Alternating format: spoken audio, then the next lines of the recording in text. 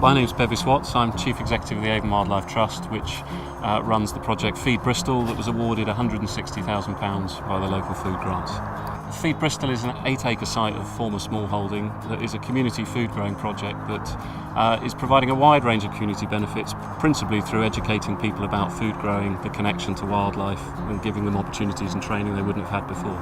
So the food growing is central to Feed Bristol. Wildlife-friendly food growing is what we're trying to educate people with, connect them with, but all sorts of things happen beyond that. People come for therapeutic benefits, just to sort of be in nature and learn about food growing. There's all sorts of training, so 32 grow leaders have been trained here. 5 of them have gone to set up their own businesses, whether that be in gardening, cooking, or growing itself. All sorts of different threads of the community interact here, whether that's people who are coming for therapeutic care with learning difficulties or physical disabilities, whether that's people recovering from addiction, or whether that's people who just want to volunteer and learn about food growing. And we bring schools here, corporate groups come to help with a lot of the infrastructure development.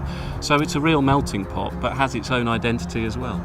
The project wouldn't exist without the Local Food Grant. It's the major funding, bar a smaller element of match funding, so everything that's happened on site in terms of the creation of buildings and facilities for people to come and use when they're here, tools, seeds, everything is fundamental on that grant.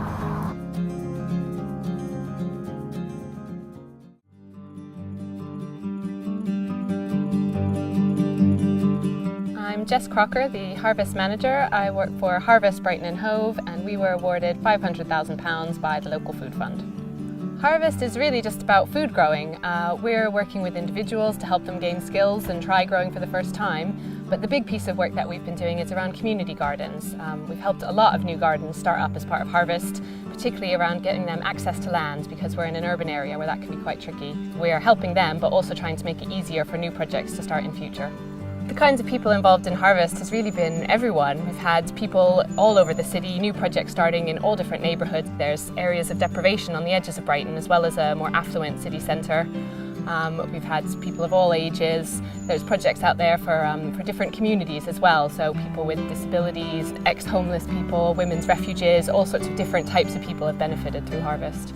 I think the really exciting thing about Harvest has been that when we started, it was an idea about food growing, and what's been really special, I think, is that it has inspired other people and they've brought their ideas to the project.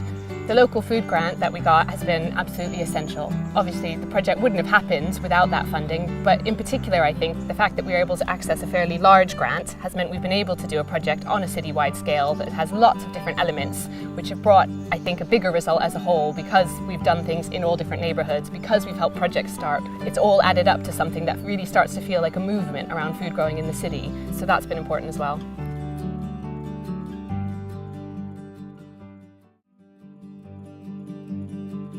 My name's Sarah Vaughan-Roberts and welcome to 40 Hall Community Vineyard in Enfield, North London. We were awarded just over £180,000 by the Local Food Lottery Grant, for which we are very grateful. We're a community-based vineyard, which means that we're entirely run and staffed and managed by volunteers. We'll hopefully be producing and selling our wine, mainly to the London market. The wine will be organic, and we're also going to develop biodynamically, which is sort of organic plus. We're hoping to get a horse and start doing a lot of the work that we currently do with a tractor. And the sales from our produce will be used to fund our mental health and wellbeing projects into the future. In terms of impact on the community, I think it's very multi-stranded. I think there's a benefit individually to people. They report in feedback that they feel calmer, more confident, learn new skills. For some people it's very important to start reintegrating with the community. But we also have a wider impact. We're very green and sustainable. We're protecting this land from development. We're enabling people to access the green belt who wouldn't normally be able to get here. Having the Local Food Grant has been the difference between existing and not existing. We were a start-up project. We had no funds. The Local Food Project has paid for the infrastructure, all the planting, the 10 acres that we planted, all our equipment, my salary over the development phase of the project, and it's no exaggeration to say that we simply wouldn't be here without that fund.